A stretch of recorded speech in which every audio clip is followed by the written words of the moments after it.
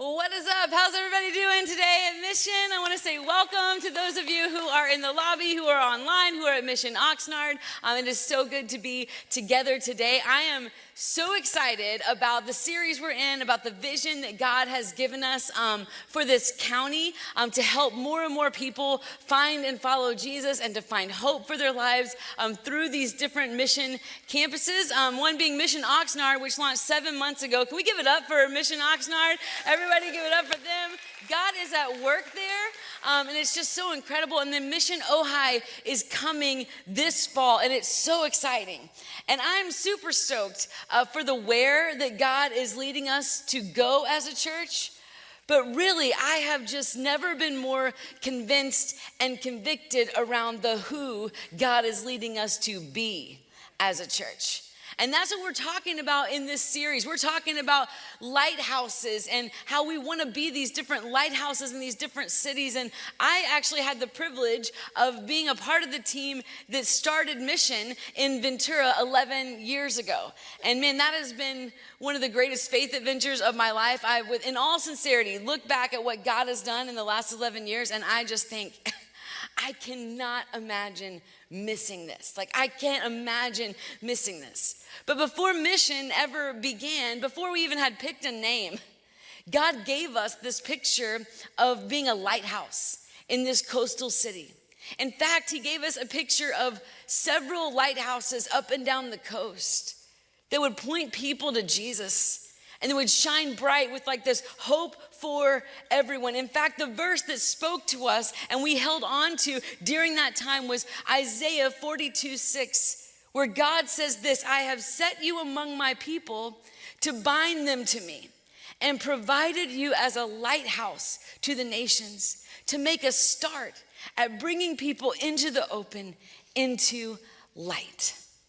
And that is still today the prayer and the heartbeat and the passion of this church, and now what we're all a part of and what we're all called to.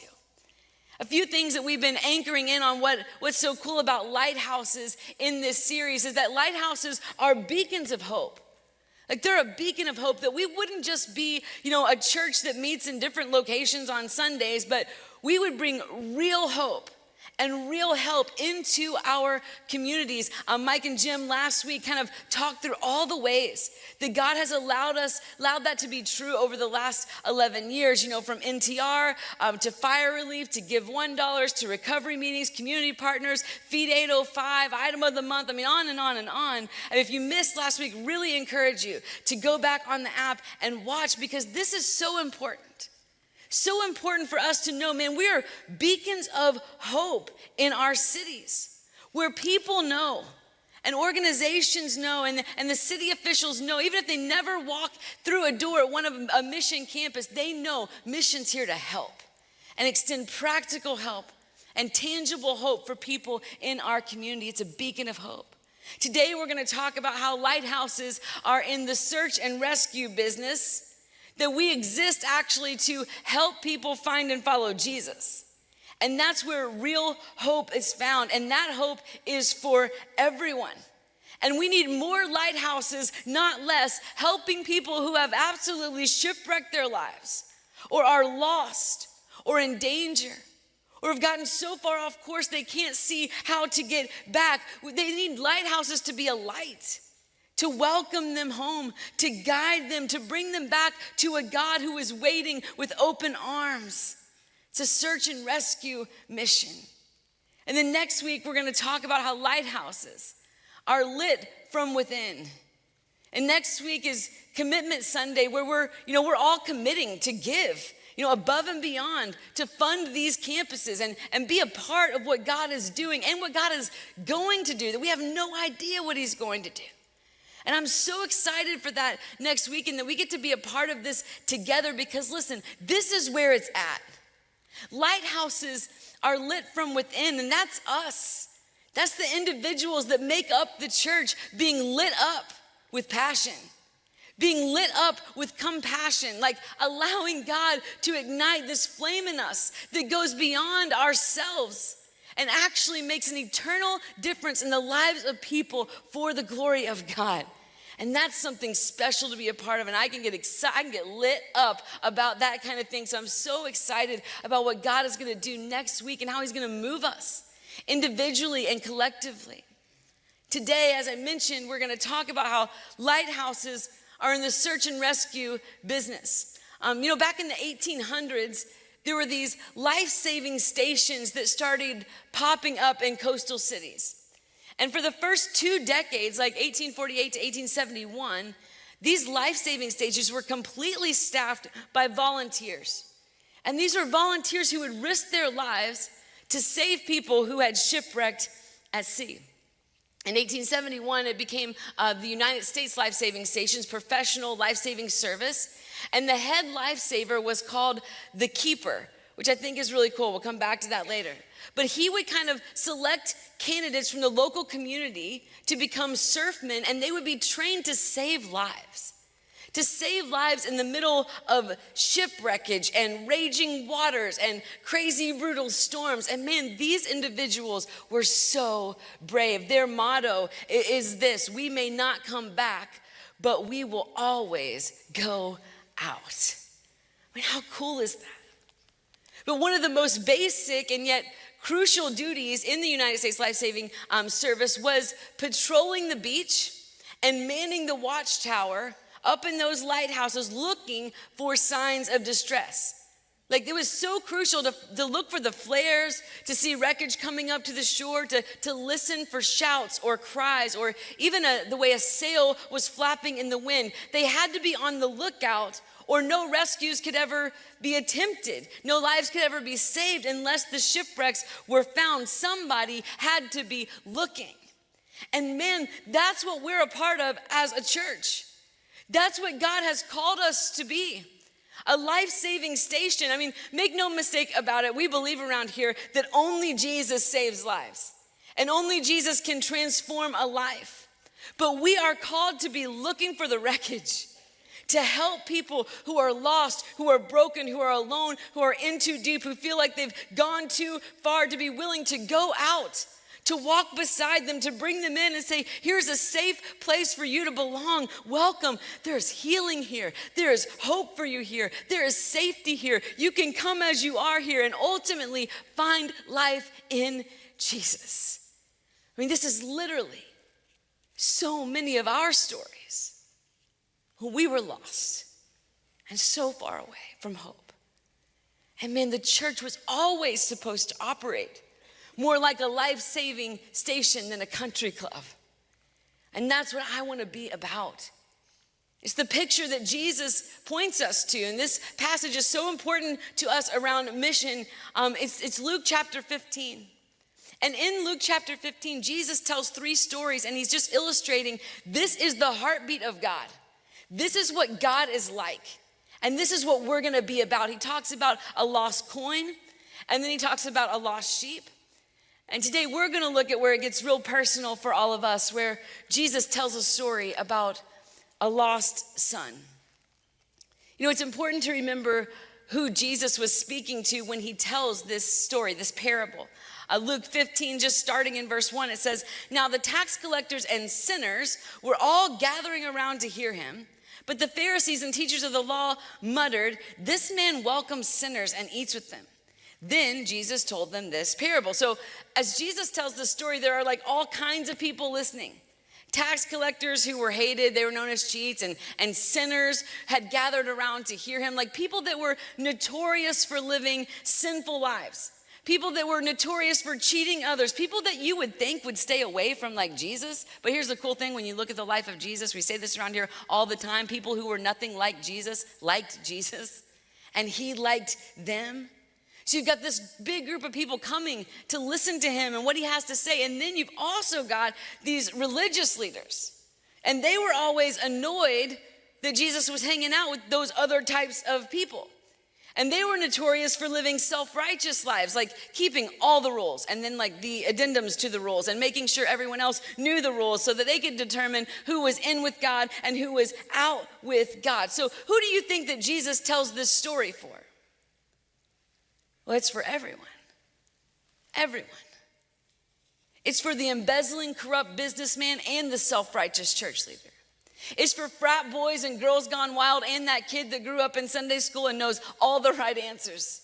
It's for addicts and prostitutes and for the guy who's memorized scripture since he was able to talk. It's for the illiterate and the uneducated and for seminary graduates. It's for broke college students and exotic dancers and people who struggle with depression. It's just for used car salesmen and truckers and celebrities and rednecks. It's for teachers and factory workers and stockbrokers and stay-at-home moms. It's for single parents and orphans and widows. It's for firemen and farmers and hairdressers and artists and politicians. This is a message for everybody. If you are alive and sucking air today, Jesus told this story for you.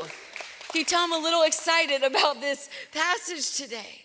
But we've got these two groups of people listening, and Jesus says, this is for everyone. This is for everyone. And he continued in verse 11 saying, there was a man who had 2 sons. The younger one said to his father, Father, give me my share of the estate. So he divided his property between them. Now, Jesus is using a situation that the people he was talking to would have understood. And how this broke down in Jewish tradition is that when the father would die, the older son and the younger son would get their share of his estate. So for the younger son to approach his dad and say, no, I'll just take it now, was like huge. I mean, this was a huge slap in the face. It was like, I wish you were dead. Like, show me the money. Like, this is all I want. And he knew that this would mean that he was cut off from the family, and this would be completely humiliating for the father. And in Jewish tradition, this would mean not only does the dad, but his entire family and the entire Jewish community would disown this son. Completely ostracized, completely cut off, dead to them. Not long after he asked for that money, the younger son got together all he had. His father does it in the story, and he set off for a distant country, and he squandered his wealth in wild living. After he had spent everything, there was a severe famine in that whole country, and he began to be in need. For the first time in his life, no parents around, nobody's checking in on him, no curfew, no accountability, lots of money. He lived any way he wanted. You ever been there? But what he wasn't counting on is wasting it all. He wasn't thinking about what would happen if he spends everything. He definitely wasn't expecting a famine. Isn't it so interesting that while all he was doing, all the life he was experiencing, all the pleasure seeking and crazy nights with friends and girls, it was fulfilling exactly what he wanted. It's why he left home. It didn't do anything for him when he found himself in need. He needed more. You ever been there? I've been there. It's living like you're pouring water into a bucket that has no bottom. It just doesn't satisfy. It doesn't meet our needs. It just left him empty. So he went and he hired himself out to a citizen of that country who sent him to his field to feed pigs. And he longed to fill his stomach with the pods the pigs were eating, but no one gave him anything. Now, at this statement, even though that sounds pretty gross to us, at this statement, the audience would have gasped because pigs were considered completely unclean to the Jewish community. So Jesus is saying this young guy was out in the field feeding pigs and he was longing to eat with them. Like, he's hit rock bottom. Like, you can't get any lower than this. Have you ever been there? I've been there. When he came to his senses, he said, how many of my father's hired servants have food to spare? And here I am starving to death. And I love the first 6 words of that verse. When he came to his senses. Because, man, that's where it's at. That there comes a time in our lives where we come to our senses, we look up from the filth that we're in, and we think, what am I doing? What am I doing in this relationship? What am I doing with my body? What am I doing with this addiction? What am I doing with my family? What am I doing with my time? What am I doing in this cycle? And we realize that our lives are meant for so much more than the pigsty that we find ourselves in, man. And maybe that's where you're at today. Welcome. Welcome. The beginning of our freedom is to realize, man, I'm not okay. And I need help, and I think I need a savior. And God longs for us to have those moments where we come to our senses and wake up to that truth. It takes courage and humility on our part, but that's a good day.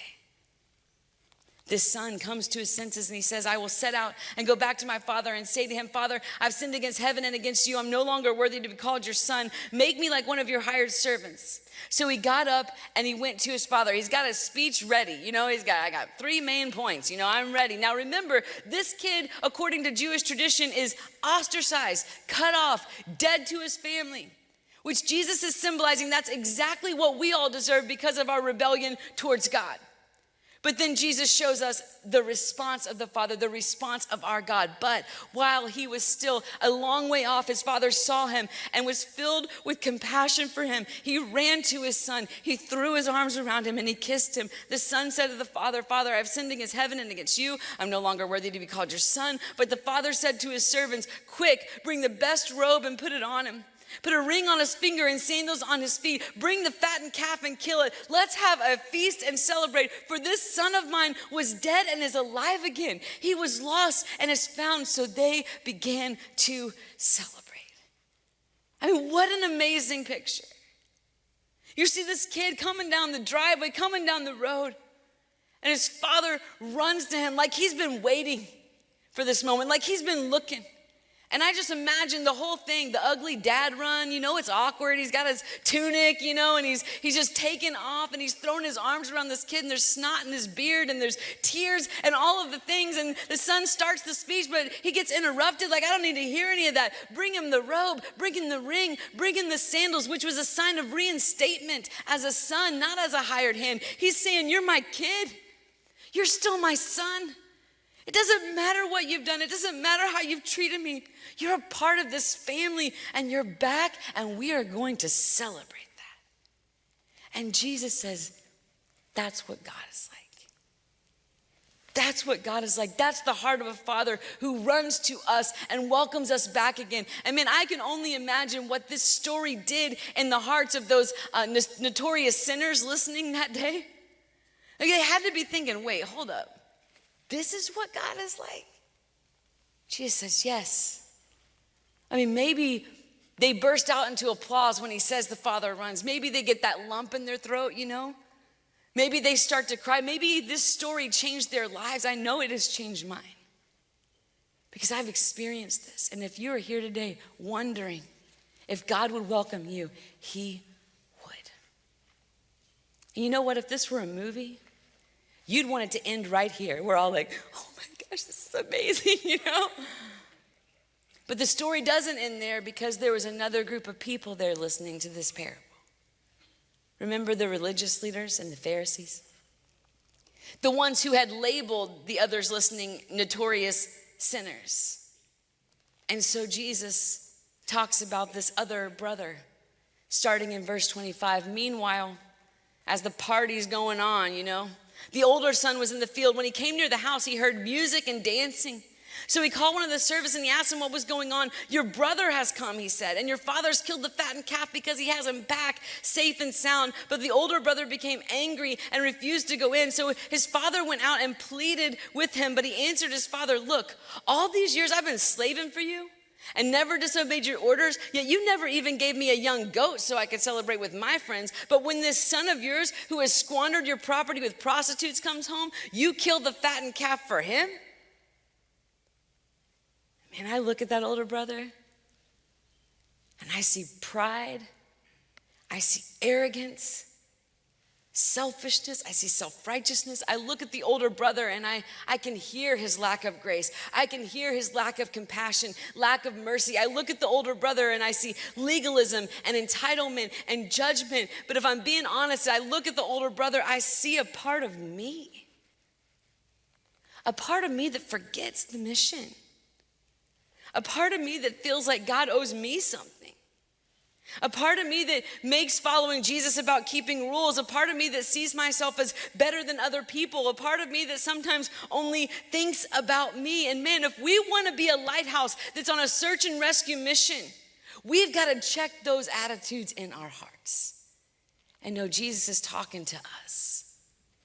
It's an attitude underneath it all that says, I've been good, so God owes me. Right? That's what this kid was thinking. I'm the one who stayed at home. I'm the one who worked the fields. I deserve more than this. And he says, look, all these years I've been slaving for you. I've never disobeyed your orders. You never even gave me a young goat so I could celebrate with my friends. He's saying, this isn't fair. After all that I've done for you, I'm the good son.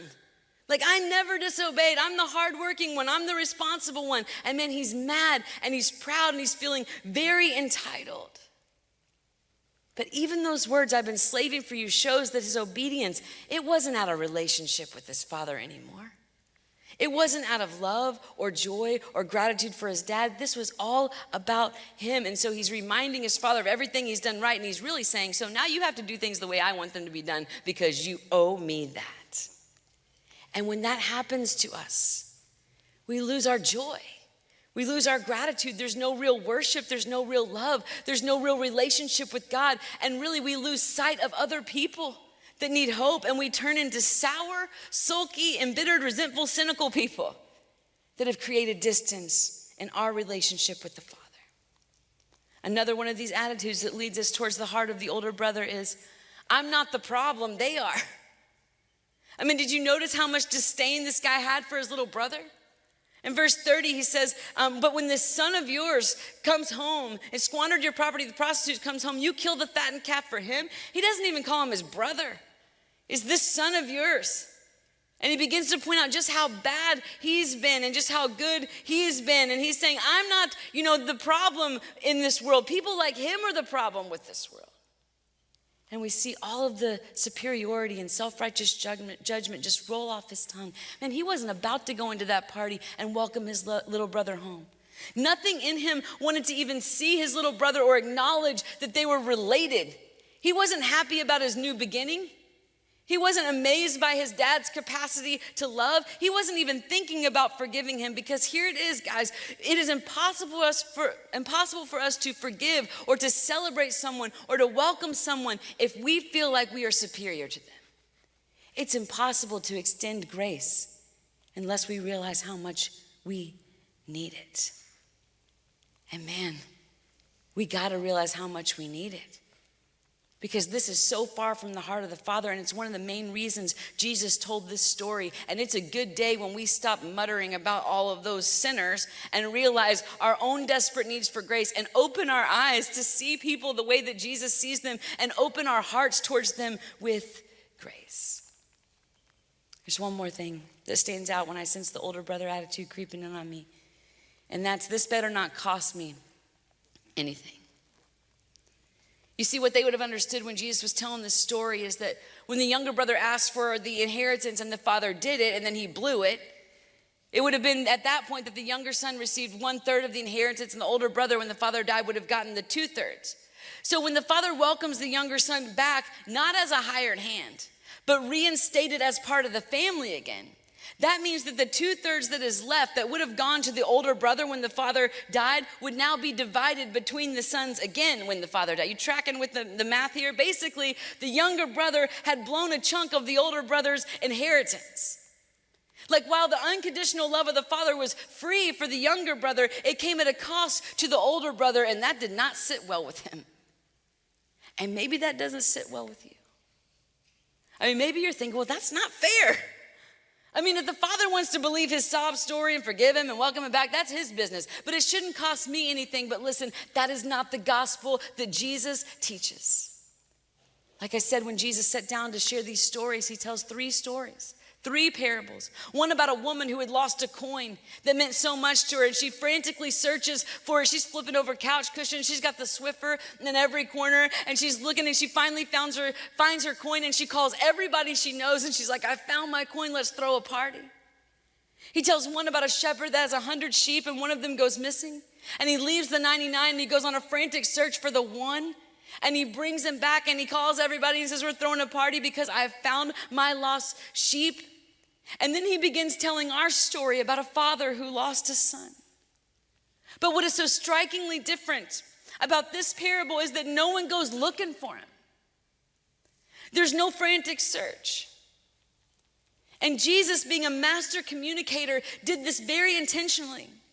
Because the people listening had just heard the other 2 parables, so they're no doubt expecting, like, somebody's got to go looking for this son. but no one does. Tim Keller gives us this insight into the story. It says Jesus knew the Bible thoroughly, and he knew at its very beginning it tells another story of an elder and younger brother, Cain and Abel. And in that story, God tells the resentful and proud older brother, you are your brother's keeper. And the people in the audience that day that would have connected that, made that connection, were not the tax collectors and sinners, but the Old Testament scholars that had studied Scripture. And they knew there was no mention of a search for the younger brother because it should have been the older brother going out to bring him home. It's what a true older brother would have done. He would have gone to his father and said, look, I know he took the money and ran, but he's my little brother. And I'm going to go out there and I'm going to find him, and I know his life is a mess. And even if the inheritance is gone, which I'm sure it probably is, I'll bring him home at my own expense. After all, I am my brother's keeper. You see, the first part of this parable has a beautiful ending. You know, the big cry and the snot and all the things. But this part of the parable about the older brother is left without an ending. The father goes out and he pleads with him, like, come on, you're missing the party. Come in. But Jesus doesn't say whether the older brother does. It never gets resolved. And I think that's because the ending's up to us. We get to choose how this part of the story goes. Will we lay down our entitlement, our judgment, our legalism, our superiority, our pride, our selfishness that creates alienation with us from God, and instead run back to God, find out his arms are wide open for us too? Will we join the party of the Father's love? Will we get on mission to be part of the search and rescue, to help people find hope and become keepers in the life-saving station? Because this is the heartbeat of our Father. Scott and Patty Hunter joined the launch team at Mission Oxnard. And being a part of Mission Oxnard was very personal to them because their son, Trevor, had recently just started a program for his addiction at the Oxnard Rescue Mission. And today, the three of them volunteer at Mission Oxnard together. It's so cool. But it's been a long journey. And Scott and Trevor agreed to share their story, a story of a father, son, a story of a welcome home, a search and rescue that we can celebrate today. Check this out.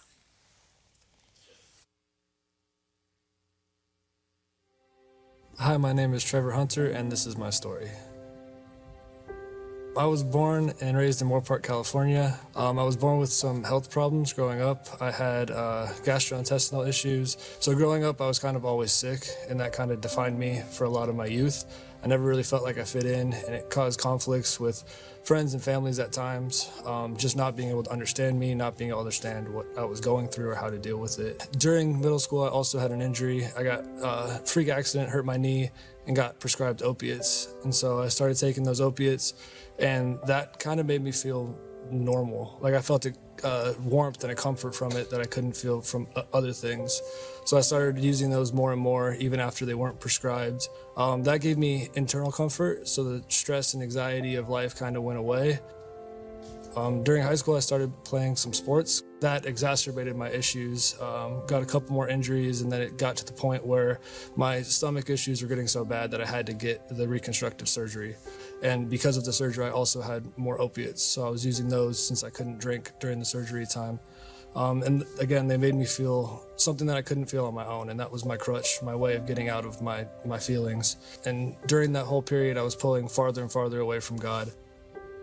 I didn't understand why he would give me these issues, all kinds of things that were going on in my life. And I was angry and I was acting out, and I took a lot of it out on my sister, a lot of it out on my parents. So that strained our relationships during that time. When I graduated high school, I decided to leave the state. Parents wanted me to go to college. I couldn't go to the military because of health issues, so I decided to go to a party school. I went there just to get away. My addiction really started to take hold. At the time, I didn't know it as an addiction. I just saw it as a way to cope. My drinking was getting me into trouble. I was getting in trouble with the law. I wasn't able to keep friends. Parents were seeing things even though they weren't in the state. They were seeing me act more and more erratic. So that kept spiraling and spiraling until I found myself with nothing. I was in Mississippi by myself and had no relationship, no job, no hope. And my mom just showed up on my doorstep one day, and she showed up and said, "I'm taking you back to California. You need to get some help." During that time, I still was far from God. I still had no want to go close to God. I was really actively rebelling against him. And so I was sober but not happy. I couldn't figure out how to deal with anxiety or anger or depression, and I would just cope by using substances. And I finally got to the breaking point one night where I had nothing going on and I had no friends, and I called my parents up and I said, I need help. It was a difficult time for us because we wanted to help, but we also have been through this a couple of times with him, and God was telling us, I think, to kind of wait for him and pray a lot. And he did reach out and say, I've decided I want to come to the mission. I really need help. And we quickly kind of moved to that point. Right before I went to the treatment center, I came back out to California on my birthday, May 21st, and attended church. And the service was about John chapter 5. And it was Christ asking the man if he wanted to be well. And I come in, and then they're talking with a woman, and she's talking about her story, and it's a story of addiction. And she said something that really hit me. It was, Christ was always there waiting for me. I just wasn't ready to accept it. And I sat on those two concepts, the concept of do you want to get well and the concept of Christ always being there. And so I would say that's one of my moments where I really understood and had a clear intention of what God wanted for me. And he wanted me to be well, and he wanted me to have a relationship with him. And every time in the past, it was people telling me you need to change. And this was the first time I decided for myself I wanted to be sober. And the only way I thought it would work is something bigger than myself. And I went in wholeheartedly wanting to find Christ and wanting to get sober. During that time, I accepted Christ into my life. I got baptized, and my family welcomed me back, open arms. Both my parents, they showed me forgiveness, and forgiveness for things I never thought I could be forgiven of. Through this whole process, it's been amazing to see that God has always been there. He's been there in circumstances. He's been there in situations where we didn't expect or know what was happening. He showed up through other people arriving in our lives, through opportunities arriving in our lives.